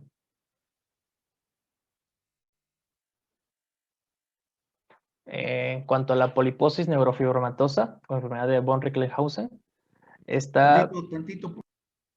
Sí. La anterior. Entonces, en el síndrome de Peutz-Jeghers, porque el síndrome de Peutz-Jeghers, como yo les dije al principio que nos conocimos, que es una pregunta de examen. Lo que debe, por ejemplo, una pregunta de examen que siempre hago al que le toca pólipos es, ¿cuál es la diferencia entre un síndrome de Peutz-Jeghers con un síndrome de Gardner o una enfermedad de von Recklinghausen? En primera, las manifestaciones de un Peutz-Jeghers, los pólipos son las manifestaciones intestinales, pero las extraintestinales es la pigmentación de mucosas, de palmas, de plantas de los pies, inclusive también alrededor del ano va a tener también estas manchas melánicas. Y el pólipo histológicamente, ¿de qué tipo es el Peutz-Jeghers, mi gran Alcázar? En cuanto a, ¿es un pólipo sessil? Sí, pero ¿qué histológicamente cómo nos lo va a reportar el patólogo? Es el que nos habla de que es glandular y que tiene una base muscular, de músculo liso. En otras palabras, ¿es adenomatoso o es amartomatoso el Peutz-Jeghers? Amartomatoso. Es amartomatoso. La diferencia, por ejemplo, con un síndrome de Gardner es que es adenomatoso, ¿sí? Entonces, fíjense bien en las manifestaciones clínicas de un Peutz-Jeghers. No nada más me pueden decir, Peutz-Jeghers tiene pólipos. No, es melanosis, ¿no? Que tiene manchas melánicas a nivel de las mucosas orales, anales, plantas y palmas de las manos. Ese es el Peutz-Jeghers, ¿sí? Y puede ser único, pero también ¿qué tal si hay varios pólipos alrededor de todo el colon? Yo me quedaría con la duda cuando nos hablan del colon, si tiene también en yeyuno o en ilion. ¿Puede el paciente presentar siempre y cuando, pues obviamente no a todos nos van a hacer autopsia cuando ya estemos en las últimas, en otras palabras? Entonces siempre nos vamos a quedar con las dudas. Este tipo de pacientes con estas enfermedades debemos de hacerle autopsia, pero la familia pues no va a aceptar para saber si tenía en otras partes también del tubo digestivo. Sería interesante, se me ocurre, ¿no? Muy bien, prosigue, compañero. Doctor. Sí. Una pregunta. De acuerdo a la ubicación y a las características de esta pigmentación, en mente yo tengo que podríamos hacer el diagnóstico diferencial con melanoma, ¿no? ¿Existe el riesgo de que estas manchas se puedan hacer en algún momento malignas? No, para nada. Lo que sí es de que debes de dar tratamiento a lo que es el pólipo, porque el pólipo sí puede llegar a ser cancerígeno. Y no sé si tú o tu compañero presentó una lámina en la que sí se veía un pólipo ya muy grande. No se vayan a sorprender cuando llegue el paciente con una oclusión intestinal y no se vayan a vanagloriar ustedes de que diagnosticaron un Peutz-Jeghers ya ocluido, porque quiere decir que la bola mide más allá de 2.5, 3 centímetros, que ya son estratosféricamente grandes, y aparte de que son grandes, sangran más, ¿sí? Entonces, ya cuando el paciente llega con una hematoquexia, por ejemplo, o con sangre macroscópica en las heces, es agua pasa por mi casa, porque no quiero que ustedes me digan, es un pólipo. Puede ser pólipo, puede ser divertículo, o puede ser una discrasia sanguínea, o puede ser un cáncer colorectal. El caso es de que ustedes ya tengan en mente cuáles son las causas de lesiones que te van a dar sangre oculta en heces, o macroscópicamente cuál sería la causa de un sangrado masivo. La próxima clase vamos a ver divertículos. Un divertículo te puede dar una hematoquexia tranquilamente, ¿eh? Y el paciente se está chocando, ¿sí? De acuerdo al tamaño de la bola, ¿sí? Entonces, si tenemos un cáncer colorectal, muchas veces el paciente va a llegar como si nada y va a decir, doctor, lo único que tengo es pérdida de peso. Pero no nos está diciendo, tengo cáncer colorectal, sino que nos está diciendo, tengo pérdida de peso, puede ser un cáncer en esófago. o puede ser en cáncer en vías biliares, específicamente yo refiriéndome a lo que es tubo digestivo, porque qué tal si es un cáncer broncogénico, ¿sí? Entonces, hay diferentes, o sea, no vayan a creer que esto de que estamos viendo síndrome doloroso abdominal es papita, ¿eh? Es lo más difícil que ustedes se puedan encontrar. Ahora, lo que sí les puedo asegurar es lo que están viendo conmigo en mi capítulo, es lo más importante para la consulta médica general y obviamente de especialidad. Entonces, doctor, ¿y si yo me convierto en un especialista en el capítulo que se llama síndrome doloroso abdominal, ¿me puedo hacer millonario? Por supuesto que sí, porque es lo único que se ve en la consulta. Chorrillos, ¿sí?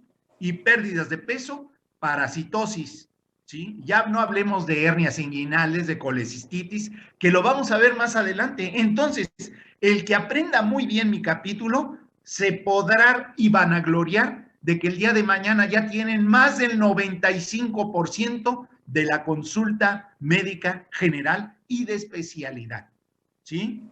Bueno, el que no me crea, pues allá él y su cabecita loca, ¿sí? Bueno, conste, jóvenes, prosigue Alcázar. Gracias, doctor. Gracias. Bueno, entonces continúo con lo que es la poliposis neurofibromatosa o enfermedad de von Recklinghausen, en el cual esta como tal, la enfermedad es un trastorno neurocutáneo hereditario que se va a manifestar por cambios en el desarrollo del sistema nervioso, en lo que son huesos, piel. Este como tal es un trastorno autosómico dominante. Entonces, esta enfermedad como tal digestivamente nos puede afectar a todo el tubo digestivo, de todo en sí. Este es más común, es el más común de los síndromes neoplásicos hamartomatosos. En sí, lo que está afectado en la enfermedad de von Recklinghausen es el gen NF1, que como tal se va a encontrar en el cromosoma 17 y nos va a codificar para la producción de lo que es la neurofibrina.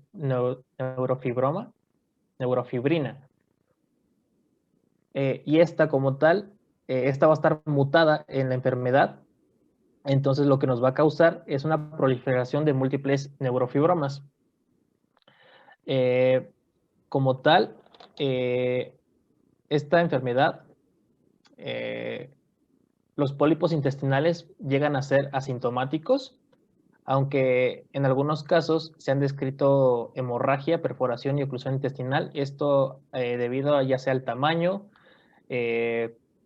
o la vascularización que llegan a presentar estos. Los neurofibromas, estos son tumores blandos, color típicamente rosa, en su mayoría son sésiles y con una fórmula de cúpula, mientras que algunos, aunque en muy pequeña proporción, muy pequeña porcentaje, llegan a ser pediculados. En la imagen se nos muestra una, en los cuales ahí se ven claramente la forma de cúpula y que estos son sésiles, que están adheridos a lo que es la mucosa. Como mencionándoles la diferencia, como decía el doctor, de lo que es el Peutz-Jeghers y la enfermedad de von Recklinghausen, es que estas presentan, los pacientes llegan a presentar lo que son las manchas café con leche. Estas llegan a ser de 0.5 hasta llegan a ser muy grandes, hasta de 50 centímetros, aunque lo común, el tamaño llegan a ser de 10 centímetros. Algo patognomónico que mencionaba la bibliografía es que llegan a presentar lo que son pecas axilares y esta presentación se le conoce como el signo de Crow, aunque estas pecas también llegan a presentarse en lo que es la ingle. A la exploración ocular llegan a presentar lo que son los nódulos de Leach, que estos son lesiones en forma de cúpula que se va a presentar alrededor del iris a la exploración ocular. Y eso sería como lo diferencial a comparación de lo que es de la de Peutz-Jeghers, que esta llega a presentarse en mucosa, en manos y hasta dijo que en la región perianal. Están también lo que son los pseudopólipos inflamatorios.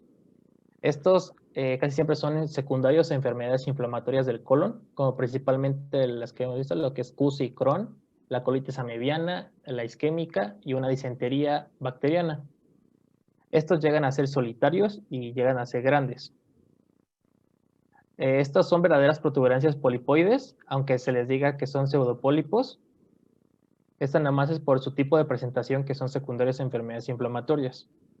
El principal sitio donde se llegan a presentar es en el ilion. Y esto por su gran tamaño que llegan a ser estos pseudopólipos, estos llegan casi siempre a causar una obstrucción. Estos se nos menciona que no tienen un potencial maligno. Y bueno, en el esquema de la derecha se nos ve un corte histológico en el cual se ve que estos tienen un gran infiltrado inflamatorio alrededor de lo que es la glándula. No se alcanza a ver muy bien, pero es todo alrededor de la glándula se llega a presentar lo que es el infiltrado inflamatorio, principalmente polimorfonuclear. Y las criptas llegan a estar dilatadas, como en este caso, aquí se ven muy dilatadas. Esta presenta dos fases, en la cual en la fase 1 los islotes de la mucosa están edematosos con úlceras alrededor de estos, con un infiltrado inflamatorio, como les mencionaba, de predominancia polimorfonuclear en lo que es mucosa y submucosa. Ya en la fase 2 empieza la repitelización en zonas ulceradas. El infiltrado inflamatorio se vuelve crónico con predominancia de leucocitos y presencia de fibrosis de lo mismo. Y también se llega a presentar lo que es la protusión de la mucosa.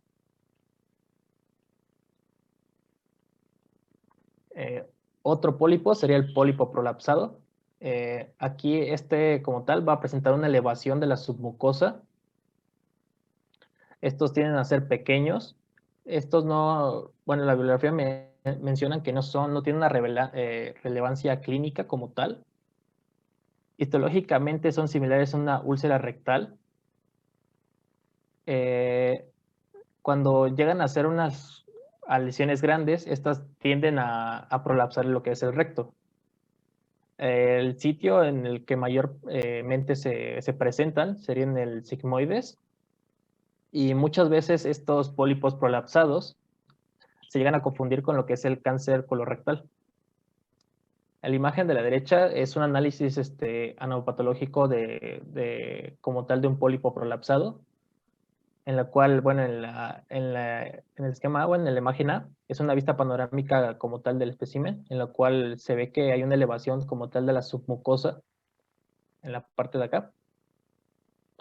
En la B se logra ver lo que es la infiltración crónica inflamatoria. Bueno, está muy lejos, pero como tal es una infiltración inflamatoria y engrosamiento de lo que es la mucosa.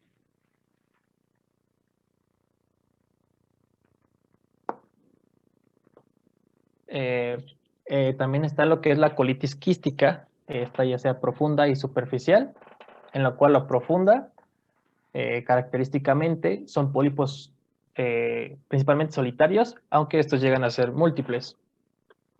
Estos son glándulas dilatadas que van a presentar moco en lo que es la submucosa.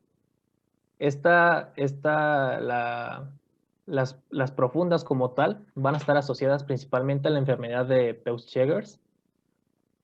Y las superficiales, estas presentan como tal una dilatación glandular en lo que es la mucosa. Estos son pequeños y estos se presentan en lo que es mucosa a comparación de lo que es la profunda, que es en la submucosa. Las superficiales está asociado a la deficiencia de vitamina B3, en lo que entonces está asociado a pelagra. También está asociado a lo que es leucemia y el sprue tropical. En la imagen de la derecha es un corte histológico, un aumento de 200. Entonces, en el cual se logra apreciar lo que como tal, una hiperplasia de las fibras fibromusculares de la lámina propia, aquí en esta parte de acá, lo se señala con la flecha amarilla. Y las criptas como tal van a estar dilatadas en forma de quistes. Todo esto de acá está sumamente dilatado. al compararse con una arquitectura normal. Entonces todo esto está dilatado y esto es una profunda.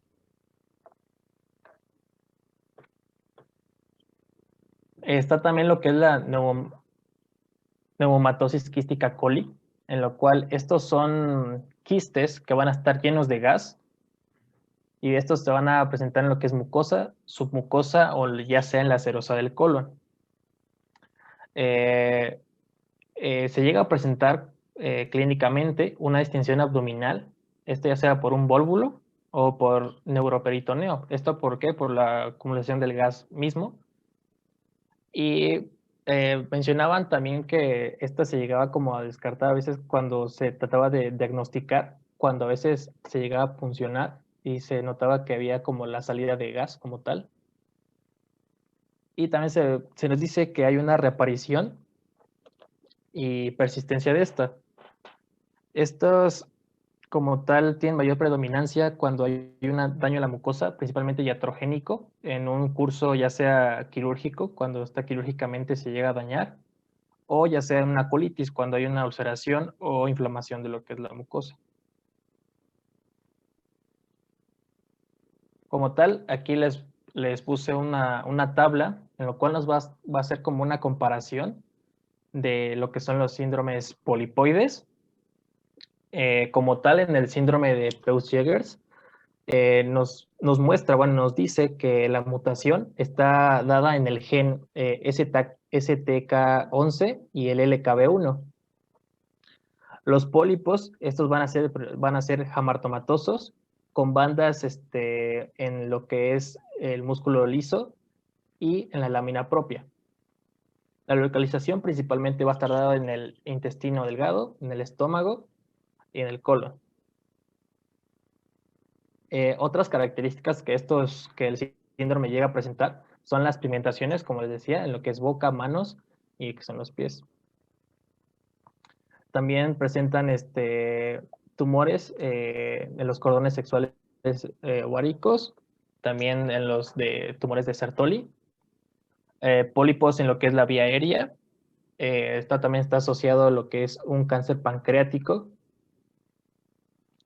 Como tal, también el de la poliposis juvenil, el síndrome de poliposis juvenil. Aquí principalmente el gen va a ser el MAT-H4 principalmente, ese es el principal. Entonces, lo que van a ser pólipos juveniles, como les había mencionado, pero estos van a ser múltiples, van a ser muchos de estos. Y también se llegan a presentar lo que son adenomas con pólipos hiperplásicos. La localización principal va a ser en colon, aunque también se llega a presentar en intestino delgado. En algunas familias nos menciona que se llega a presentar también lo que es el cáncer de colon. Y la misma poliposis juvenil, en algunas ocasiones se llega a presentar lo que son anormalidades congénitas. En la neurofibromatosis, el gen, el principal, el que les había mencionado, es el NF1, que nos va a codificar para la neurofibrina. Entonces, como tal, los pólipos van a ser neurofibromas, que van a estar localizados en intestino delgado, estómago y colon.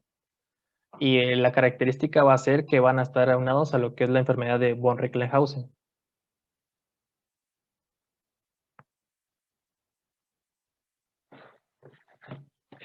Bueno, aquí también en lo que son los otros síndromes, en la poliposis adenomatosa familiar, la clásica, la mutación va a estar en el gen en el APC. Y la herencia, esta va a ser de preferencia autosómico dominante. Van a presentar lo que son adenomas colónicos. Estos van a ser miles de estos. Miles, nos dice ahí. Llegan a presentar también lo que son duodeno y periampulares. Algunas de las características extraintestinales que llega a presentar la poliposis adenomatosa familiar clásica es que en algunos casos puede llegar a presentarse lo que son los teomas, principalmente en lo que es la mandíbula, el cráneo o en huesos largos. También presentan quistes epidermoides y sebáceos. en este tipo y también presentan meduloblastomas. En esta misma, en la poliposis adenomatosa familiar atenuada, este igual va a estar afectado al mismo gen, solo que en diferentes regiones, en la región 5 y 3. Y este va a ser igual, autosómico dominante. Y lo variante es que van a presentar menos pólipos. Estos nos menciona que van a ser menos de 100. Y algo muy raro que se puede llegar a presentar son los osteomas mandibulares.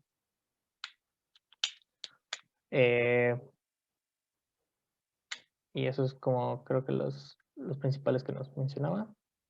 El diagnóstico va a estar dado principalmente por una rectosigmoidoscopia más biopsia, o ya sea por una colonoscopia más biopsia. En la imagen se ve como tal un pólipo en esta parte de acá, en las múltiples imágenes.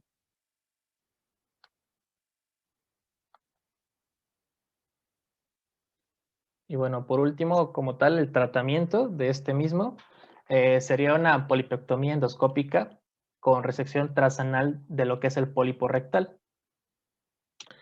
Como tal, si es una colectomía total, esto es en los casos en los cuales el recto va a estar densamente involucrado. También se puede llegar a hacer lo que es la proctolectomía restauradora y con anastomosis ilioanal, y lo que es la proctolectomía con ileostomía definitiva. Y aquí es como un esquema, en la imagen de la derecha es un esquema como tal de una colectomía total en la imagen A, y en la B sería como tal una anastomosis iliorectal. Serían los pasos que se harían. Entonces, como la extracción, como la colectomía total, se quita totalmente lo que es la parte del recto. Y eso es todo, doctor. Salió.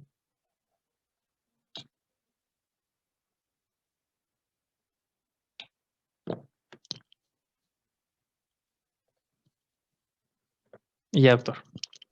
No se escucha, doctor. Tiene apagado su micrófono, doctor. Ya. ¿Alguna pregunta para los ponentes, jóvenes? ¿O todo quedó muy claro? A mí me podrían repetir, por favor, el cuadro clínico extraintestinal de poliposis neurofibromatosa. Sí. Como tal, la enfermedad de von Recklinghausen van a presentar típicamente lo que son las manchas café con leche, que estas llegan a ser de un tamaño de 0.5 centímetros hasta muy grandes de 50 centímetros. Lo típico es que se llegan a presentar de 10 centímetros. Algo patognomónico que nos mencionaba son las pecas axilares, aunque también se llegan a presentar en ingle, y esto como tal es el signo de Crohn. Y a la exploración ocular se van a ver los nódulos de Lisch en un 90%, que en sí son lesiones en forma de cúpula que van a estar alrededor de lo que es el ojo, alrededor de lo que es el iris. Y eso sería como lo característico de la neurofibromatosis. Y también las manchas de café con leche, ¿no? Ajá, sí, las que mencioné al inicio. Ajá.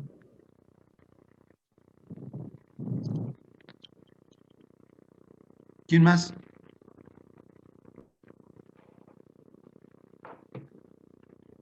¿Ya? ¿No hay ninguno?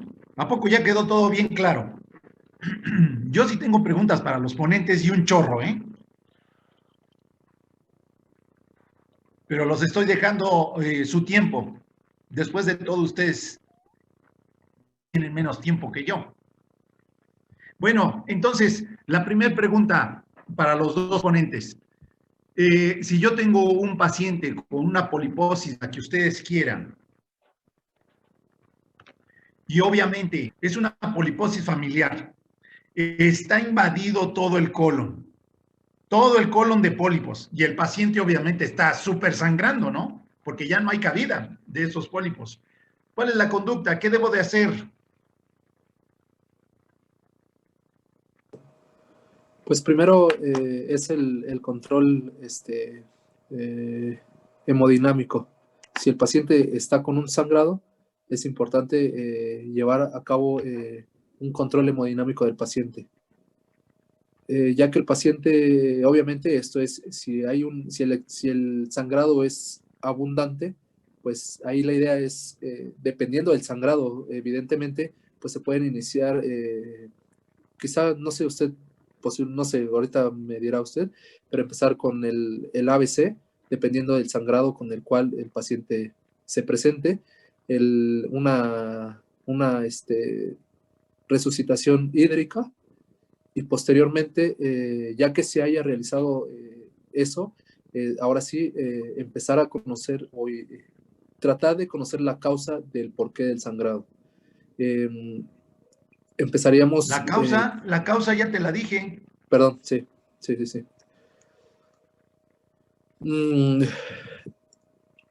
¿Qué hago? Pues sería... ¿Perdón? ¿Qué hago? ¿Qué hago? Ya sabes la causa. Sí. ¿Qué vas a hacer? Pues realizar una endoscopía. Y ya lo hiciste, ya sabes la causa.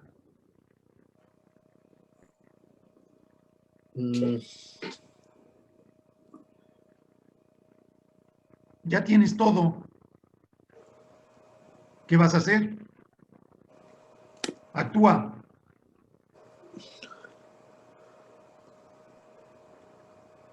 Pues bueno. Ya paró de sangrar. Ya paró de sangrar el paciente. Ya lo tienes estabilizado. Ya tienes el diagnóstico. ¿Qué vas a hacer? ¿Lo dejas ir a su casa? No, se tiene que quedar hospitalizado. ¿Cuántos días? Una semana. Para poder ¿Pero qué le vas a hacer? Bueno, ya no se le puede dejar ir al paciente así nada más si ya el paciente dejó de sangrar, pues obviamente se detiene para evitar una recidiva, ¿no? Y ya posteriormente, ya en cuanto, si se queda una semana en observación, pues es necesario pues complementar más que nada bueno, es que menciona usted que ya el diagnóstico ya está. Entonces... ¿Podría ser una proctocolectomía colónica, doctor? Se tiene que hacer una colectomía y una ilioprocto o una iliorectoanastomosis. Pues si el paciente está invadido de pólipos en todo el colon, ¿qué más quieres hacer? Ya no sirve el colon. Si lo dejas ir con eso, se va a morir, porque va a sangrar, ¿sí? Ahora, no dijeron nada del síndrome de Garner. ¿Sí? Lo investigan. Sí, doctor. Lo investigan y me lo dicen en la próxima clase. Sí, doctor. El viernes no sé si puedo entrar a las 10 de la mañana. Si no puedo entrar a las 10 de la mañana, nos vemos a las 9 de la noche entonces. ¿Sí? Sí, doctor, ese día sí. Sí, doctor, está bien. Doctor, bueno, no fuera a las 9 de la noche el viernes, es que tengo clases de alemán de 8 a 10. ¿Tienes clase de qué, Mariana? De alemán. Pues miren, he modificado aquí todo. El de infecto me agarró mi horario, porque nosotros empezamos, cuando estamos en presencial, nosotros tenemos el horario de 7 a 10 de la mañana. Bueno, ya no se pudo. Luego a las 10 de la mañana, ahorita yo no estoy en el hospital, porque en el hospital no hay ni dónde dar clase, ni hay máquinas, o sea, todas las computadoras que tenemos, ninguna tiene cámara. Entonces, por eso les decía más tarde. Luego, al doctor Romero se le ocurrió dar clase todos los días, cosa que se me hace rarísimo. Pero bueno, lo voy a dejar porque si no, ni eso van a tener, ¿sí? Entonces, qué bueno que ya le entró el espíritu de trabajo al doctor Romero, porque él nada más daba martes y jueves. Entonces, ya no me dejan otra opción. Compañera Mariana, definitivamente darles clase de 9 a 11, no sé si se les haga muy pesado. Doctor, si no hay problema y si gusta, yo puedo grabarle la clase a la compañera solamente por esa ocasión, para que no se pierda la clase y ya no haya problema. Exactamente. Sí, bueno, ya yo O me sea, incorporo cuando realmente... termine mi clase. ¿Mande usted? Que bueno, y me podría incorporar cuando acabe, que termina a las 10. Es que solo la tomo esos días, por eso no es como que pueda faltar. Ok, está bien, sin problema. Pero Gracias. ya les dije, he modificado hasta el cansancio. Casi les podría decir que si quieren clase de 1 a 3 de la mañana. No, sí, Doc, muchas gracias, porque sí, la verdad es que Sería un absurdo. ha estado muy difícil. No te escucho, Estela. Que muchas gracias, Doc, porque sí ha estado muy apretado para nosotros, sobre todo en esta materia. Y pues gracias porque está moviendo usted su horario a como más se pueda. Gracias. Sí, la verdad, jóvenes, sí me preocupa porque ustedes no me lo van a creer. Esto que están viendo conmigo es lo que van a ver toda la vida, aunque no me lo crean, a menos de que sean dermatólogos, es obvio, pero el dermatólogo también debe de saber estos temas. Pero les juro, no, esto que están llevando, que se llama síndrome doloroso abdominal, lo van a ver toda la vida, jóvenes. Por eso me preocupa y por eso quiero darles temario. Aunque reprueben todos, eso no importa. Reprueben, fin y al cabo pagan 20 varos y ya pasan la materia. Eso no tiene la menor importancia. Entonces, a lo que yo les digo, voy a tratar el viernes de entrar a las 10 de la mañana. Voy a tratar. Pero si no puedo, nos vemos en la noche. Y así vamos a estar nosotros dando brincos hasta que demos la clase. ¿Sí? Sí, doctor. Muchas gracias, Ok. Doctor, muchas gracias. Nos vemos entonces. Gracias, Doc. Hasta el viernes, doctor. Gracias. Hasta luego. Muchas gracias. Gracias.